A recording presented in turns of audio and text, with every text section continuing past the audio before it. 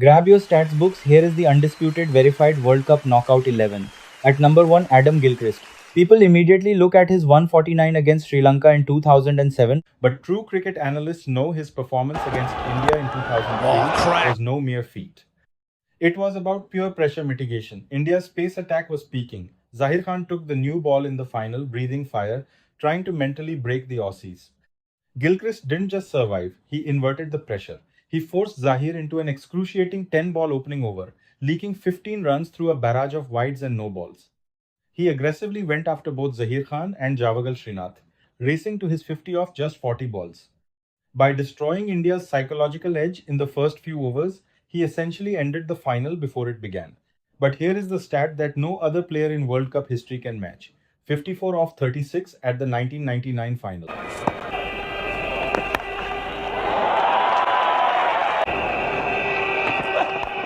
That's where the man not there anymore, and it's gone for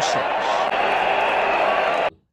57 off 48 at the 2003 final, 149 off 104 at the 2007 final. Adam Gilchrist is the only player in history to score at least a 50 in 3 consecutive World Cup finals. 3 finals, 3 match-winning contributions, 0 failures on the biggest stage. At the other end, Travis Head. Different era, same destruction. Semi-final, 62 runs and 2 wickets. Final, India versus Australia. Millions of fans supporting their home team. India looked invincible throughout the tournament with a strong bowling attack led by Shami and Bumrah. Wasn't possible for this crowd to get any more silent than before this shot. And Head, he plays like he's late for dinner. 137 runs. Silence. Head lofts him away, he times it nicely, again silent.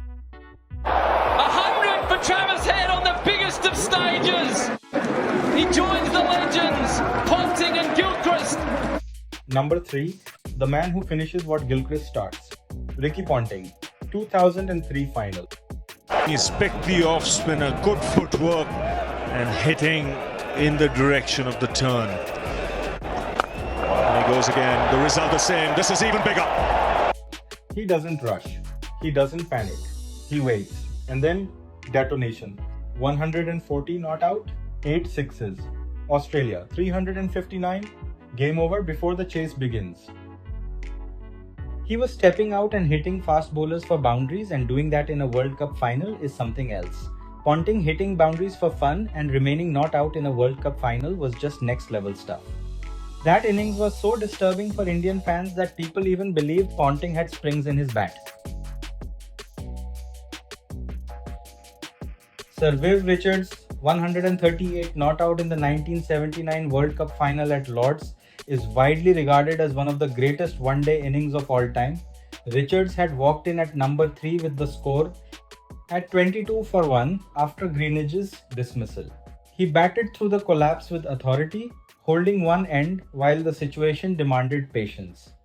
Then Collis King arrived and hijacked the match entirely, blazing 86 off just 66 balls. Richards himself admitted he simply stood back and let the fire rage at the other end. When King fell at 238 for 5, Richards shifted gears. He finished the innings in the most imperious fashion imaginable, stepping outside his off stump on the final ball of the innings and flicking Mike Hendrick over square leg and into the mound stand for 6.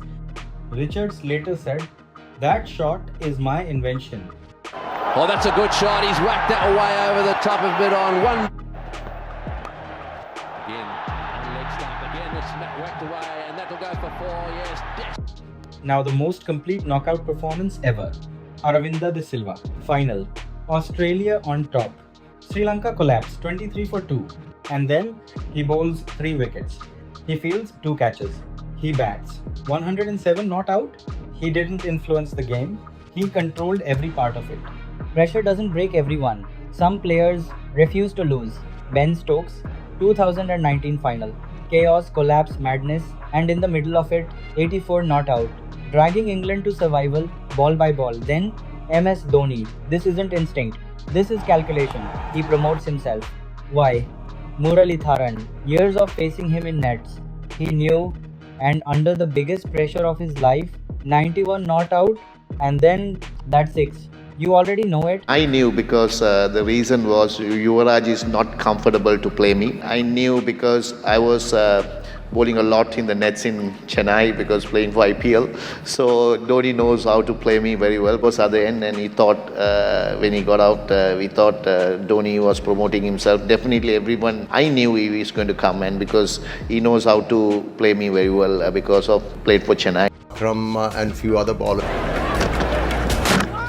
Now the part batters fear, because this is where matches are taken away.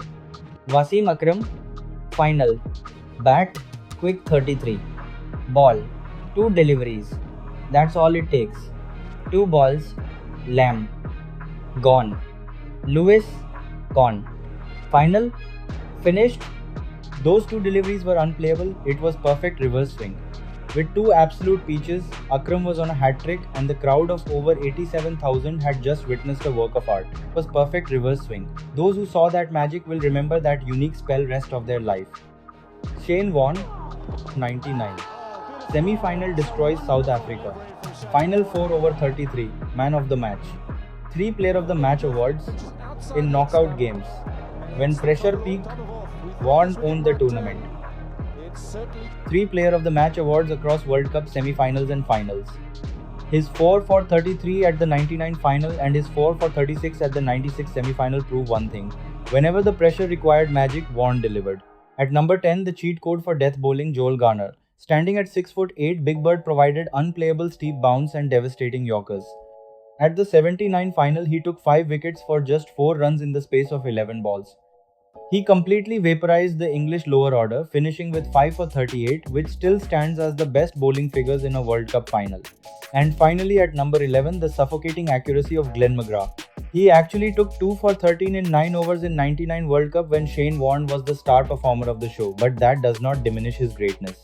Combine that with his 3 for 52 at the 2003 final and his ruthless 3 for 18 at the 2007 semi-final, and he remains the ultimate tone setter. Batters are desperate to score in knockouts, McGrath simply refuses to let them. And at the 2003 World Cup final, the in-form Sachin, who had scored 673 runs in the tournament, was dismissed by Glenn McGrath in the very first over for just 4. It was the moment India's last hope vanished. McGrath later said millions of Indian fans have never forgiven him for it. That is the big one they want in Australia. They've got Sachin Tendulkar in the first over. Glenn McGrath has got him again like he did in an important game in the 99 World Cup. As our 12th man, we have the great Clive Lloyd. He could easily have been in the main playing 11 for his 1975 brilliance against Australia, 102 of 85 balls, walking in at 50 for 3, and steering West Indies to a 17-run victory in the first ever World Cup final. But he narrowly misses out because of Ben Stokes' all-round brilliance, which provides that extra dimension with the ball.